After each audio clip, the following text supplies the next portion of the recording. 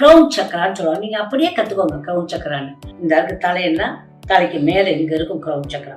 இந்த கிரவுன் சக்கரா பாருங்க என்ன கலரா இருக்குன்னா it is violet in nature. ஆனா இதுக்குரிய இது என்ன அப்படின்னா கிரவுன் சக்கராக்கு ஒயிட் கலர் தான் இதுக்கு ஸ்டோன், அதாவது ஒயிட் பார்ட்ஸ். அது மட்டும் இல்ல, இதுக்கு ஒரு நம்பர் இருக்குது 760 அப்ப நீங்க என்ன பண்ணணும் அப்படின்னா இந்த ஸ்ப்ரேயை எடுத்துக்கணும். 760ன்னு எழுதிக்கணும்.